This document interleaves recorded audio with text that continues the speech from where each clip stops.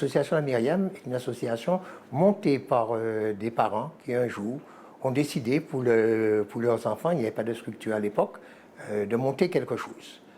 À ce jour, nous gérons 4 structures, dont l'ITEP où nous sommes aujourd'hui.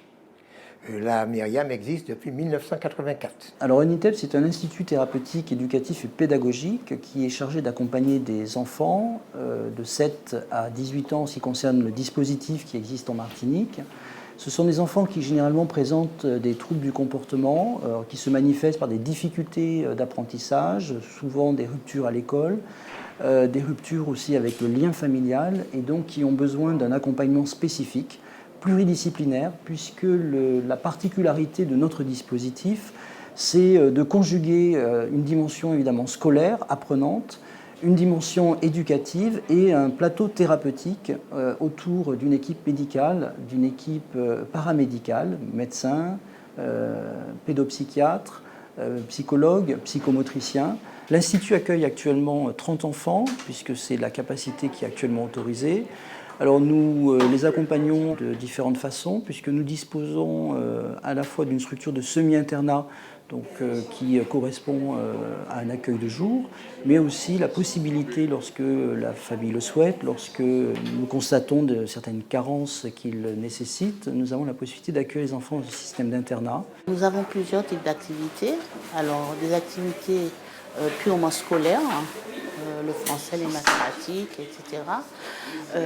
Après, nous avons des activités informatiques, la technologie et les activités arts plastiques que moi j'assure. Le but est de leur permettre déjà de s'occuper et puis d'éveiller leur créativité de manière à les recadrer. C'est pas toujours facile parce que vous savez que ce sont des enfants qui ont des troubles du comportement. Donc, c'est trouver le bon positionnement pour pouvoir les intéresser.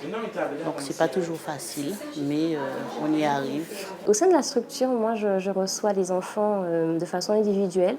En entretien, je permets aux enfants d'exprimer leurs émotions, ce qu'ils ressentent.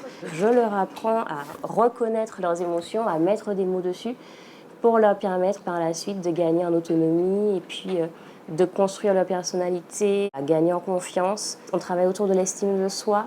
Donc on essaye d'adapter la durée de chaque entretien à l'enfant qu'on a en face de soi. Donc durant les prises en charge, on utilise le langage, où en général, il y en a qui refusent un peu. Donc on prend des chemins directs et on utilise le dessin, la peinture, des Legos ou des maisons. Et puis, on essaye de créer des histoires. Donc, ça leur permet d'avoir un espace de pensée, un espace de parole, où ils peuvent exprimer tout leur tracas. Le rôle de l'ARS, en particulier mon rôle en tant que médecin conseiller technique, c'est justement d'accompagner tous les établissements, y compris celui-ci, dans des nouveaux projets, dans des évolutions, des propositions que l'établissement peut nous faire qui seraient adaptées aux enfants et à la prise en charge des jeunes en Martinique présentant ce type de handicap. Kessie a beaucoup évolué depuis qu'il est rentré à l'ITEP. Il est aujourd'hui retourné à l'école, il est dans un collège au Morne Rouge, tout se passe bien, il rapporte beaucoup de bonnes notes, il a même eu des tableaux d'honneur. Il est très satisfait de sa prise en charge et moi de même. Il est beaucoup plus détendu, plus serein dans son apprentissage à l'école et dans son intégration au sein de l'ITEP. Le dispositif ITEP est un dispositif tout à fait particulier et spécifique. D'abord, c'est un dispositif unique en Martinique. Il existe un seul établissement et un établissement en Guadeloupe.